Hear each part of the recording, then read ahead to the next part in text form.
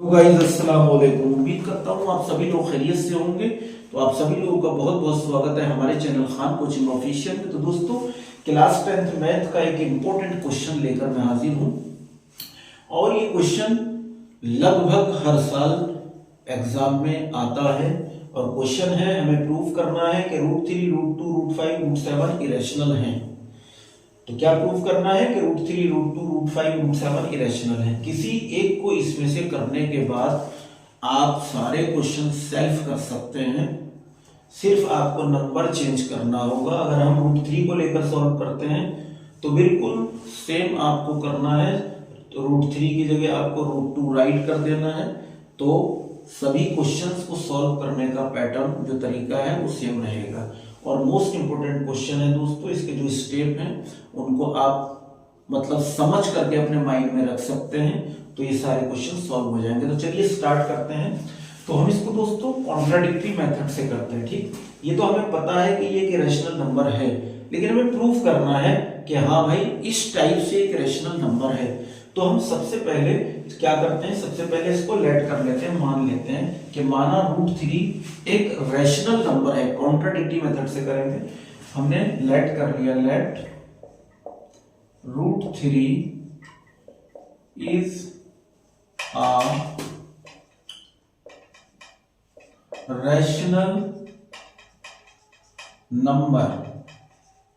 मान लिया कि हमने √3 एक रैशनल नंबर है और रैशनल नंबर को you know very well, rational number can be written in the form of P/Q और A/B। मतलब रैशनल नंबर वो होते हैं जिनको हम P/Q या A/B की फॉर्म में राइट कर सकते हैं। तो √3 को भी हम A/B या P/Q की फॉर्म में राइट कर सकते हैं। देयरफॉर तो मैं लिख सकता हूं बच्चों √3 को A/B की फॉर्म में, जहां वेयर A एंड B हमारा क्या है दोस्तों, ये को प्राइम नंबर है। को प्राइम, ये हमारे को प्राइम नंबर है दोस्तों। A एंड B को प्राइम, यही इंपॉर्टेंट बात है। ठीक, को प्राइम का मतलब है कि A और B का HCF 1 होगा, मतलब ये आपस में कैंसिल नहीं होंगे, मतलब इनमें कोई कॉमन फैक्टर नहीं होगा। ठीक, और अगर हम ये प्रूफ कर दें कि इनका कोई कॉमन फैक्टर है दोनों का, तो इसका मतलब ये बात हमारी गलत हो जाएगी, और जब बात गलत हो जाएगी तो मैटर कॉन्ट्राडिक्ट हो जाएगा। तो हम प्रूफ कर देंगे कि हाँ भाई √3 एक रैशनल नंबर नहीं है बल्कि एक इरेशनल नंबर है। तो यहां हम मान के चल रहे हैं कि √3 = A/B, मतलब एक रैशनल नंबर है, और A और B क्या है कि इनका कोई भी कॉमन फैक्टर नहीं है, मतलब ये आपस में किसी भी नंबर से नहीं कटेंगे। ठीक है, तो अब देखिए क्या करते हैं हम यहाँ पर, इसमें हम स्क्वायरिंग करेंगे। सबसे पहले लेट कर लिया, अब हम स्क्वायरिंग करेंगे। ठीक है, स्क्वायरिंग ऑन बोथ साइड। तो स्क्वायरिंग बोथ साइड हम करेंगे, तो यहाँ स्क्वायर करने से इसमें रूट कैंसिल हो जाएगा तो 3 बचेगा, और यहाँ स्क्वायर करने से आपका आ जाएगा A²/B²। ठीक है, अब देखिए B² को मैं इधर ले लेता हूँ, 3 को इसके नीचे पहुंचा देता हूँ, तो B² ये हो जाएगा अपना A²/3। अब देखिए थ्योरम है इसमें कि अगर कोई नंबर किसी प्राइम नंबर से, किसी नंबर का स्क्वायर किसी प्राइम नंबर से डिविजिबल है, मतलब डिवाइड हो जाता है, तो वो नंबर भी उस प्राइम नंबर से कैंसिल हो जाएगा। ठीक, यहां अगर A² 3 से डिवाइड हो रहा है, तो डिवाइड वाली कंडीशन है भाई, A² 3 से डिवाइड हो रहा है तो A भी 3 से डिवाइड हो जाएगा। ठीक, तो यहां पर हमें दिख रहा है साफ साफ कि भाई 3 से A² डिवाइड हो रहा है, तो यहां पर हम लिख सकते हैं, क्या लिख सकते हैं कि A² इज डिविजिबल बाय 3, या हम लिख सकते हैं कि 3 डिवाइड्स A²। चलिए लिख देता हूं मैं। ठीक है, 3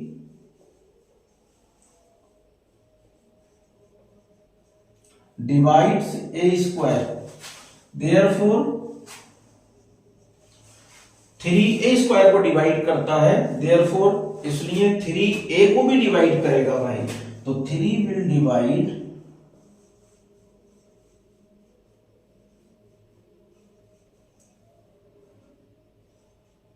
ए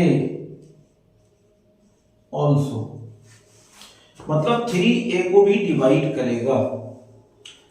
तो अगर 3a को डिवाइड करेगा, ठीक है, तो इसका मतलब क्या हुआ कि 3 जो है वो a का एक फैक्टर हो गया। तो इस स्टेटमेंट को हमने स्टेटमेंट नंबर ए डाल दिया बच्चों, ठीक है। This is our statement A, और ये इक्वेशन हमने 1 डाल दी यहां पर, ठीक है। अब देखिए, जब 3a को डिवाइड करेगा, मैं यहां राइट कर रहा हूं, जब 3a को डिवाइड करेगा, मतलब ये कंडीशन होगी कुछ, मतलब 3 जो है a को डिवाइड कर रहा है, ठीक, तो कुछ ना कुछ क्वोशिएंट भी आएगा, ठीक है। जैसे अगर 2 6 को डिवाइड करता है तो काट के कुछ ना कुछ क्वोशिएंट तो आता है, 3 आया क्वोशिएंट, तो ऐसे यहां पर भी आएगा। तो हमने क्या मान लिया कि वो क्वोशिएंट क्या होता है, c है, ठीक। m मान सकते हैं, c मान लें, कुछ भी मान सकते हैं, ठीक। तो हमने मान लिया कि वो हमारा क्वोशिएंट c आता है। अब यहां से a की वैल्यू फाइंड कर लेंगे, क्रॉस की मल्टीप्लाई करके a की 1 से करेंगे, तो a इक्वल्स टू ये हो जाएगा 3c। अब इस a की वैल्यू 3c को हम पुट कर देंगे इक्वेशन 1 में, तो लिखेंगे put a equals to 3c इन इक्वेशन 1। तो इक्वेशन 1 अपनी कितनी है, b square equals to a square upon 3। तो a की वैल्यू यहां लगा दी हमने 3c, तो इसका होल स्क्वायर हो जाएगा भाई, अपॉन में 3 है, तो इसको ओपन करेंगे, 3 3 9, 3 3 9 c स्क्वायर अपॉन 3। तो 3 से कैंसिल करेंगे, 3 3 9, तो ये b स्क्वायर इक्वल्स टू आ जाएगा 3c स्क्वायर। तो यहां से हम c की वैल्यू फाइंड करेंगे, तो c square equals to b square upon 3, b square upon 3, c square equals to b square upon 3। तो यहां से हमें क्या पता लग रहा है बच्चों, यहां से हमें पता लग रहा है कि भाई b स्क्वायर भी 3 से डिवाइड हो रहा है, जैसे यहाँ a स्क्वायर 3 से डिवाइड हो रहा था। तो थ्योरम कहती है कि अगर a स्क्वायर 3 से डिवाइड हो रहा है तो a भी 3 से डिवाइड होगा, और ऐसे ही यहाँ b स्क्वायर 3 से डिवाइड हो रहा है तो b भी 3 से डिवाइड होगा। तो देखिए, सिंस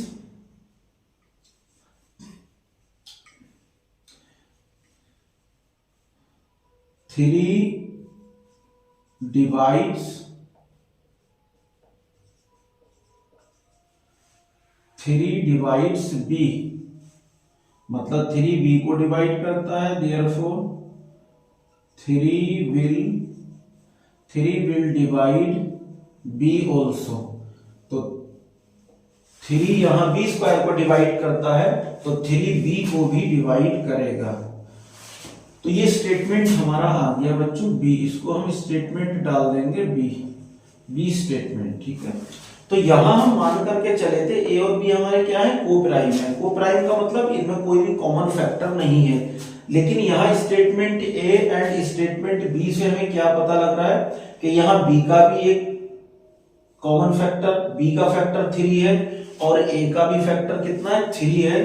तो a एंड b दोनों का कॉमन फैक्टर 3 आ गया, मतलब a और b दोनों 3 से डिवाइड हो जाएंगे। जबकि हम यहां मान करके चल रहे हैं कि a और b को प्राइम है, मतलब ये किसी भी नंबर से डिवाइड नहीं हो सकते 1 के अलावा। लेकिन यहां हमने प्रूव कर दिया कि a भाई 3 से डिवाइड हो जाएगा और b भी 3 से डिवाइड हो जाएगा, मतलब a and b has 3 as a common factor. तो हम यहां लिख सकते हैं बच्चों, it is clear from statement A and B, it is clear from statement A and B that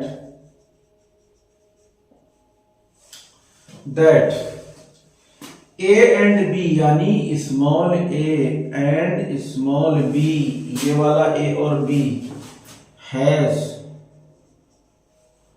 3 has 3 as a common factor.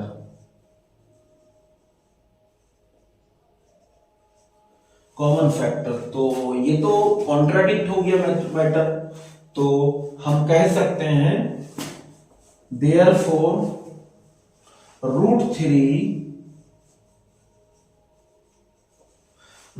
जो हम मान करके चले थे एक रैशनल नंबर है, तो root three is not a rational number, therefore root three is irrational, root three is irrational,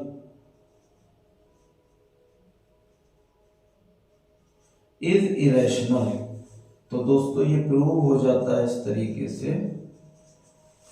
अब अगर हमें करना है रूट टू को, तो यहाँ रूट थ्री की जगह रूट टू लिख देंगे, ठीक। बोथ साइड की हम स्क्वायरिंग कर देंगे, तो स्क्वायरिंग करने से रूट टू का रूट फिनिश हो जाएगा, तो यहाँ 2 आ जाएगा और यहाँ 3 की जगह 2 जाएगा, ठीक है। तो 2a स्क्वायर से डिवाइड हो जाएगा, तो यहाँ लिखेंगे 2 डिवाइड्स a स्क्वायर, तो 2 विल आल्सो डिवाइड a, मतलब 2a को भी डिवाइड करेगा, ठीक है। ऐसे ही इसको हम यहाँ करेंगे, ठीक। तो जब यहाँ पर a/2 होगा इक्वल्स टू कुछ ना कुछ क्वोशिएंट आएगा, तो a की वैल्यू हमारी आ जाएगी यहाँ पर 2c। अब इस 2c को इक्वेशन फर्स्ट में लगा देंगे, तो बिल्कुल सेम प्रोसेस है इसमें। 1 2 इस यहाँ मानना है हमें, ठीक है। यहाँ पर थोड़ा सा ये आपको देखना है, ये थ्योरम का मामला है, थोड़ा सा यहाँ समझना है, ठीक है। हाँ, थोड़ा सा यहाँ समझना है, बस आंसर कंप्लीट है। Okay, thank you.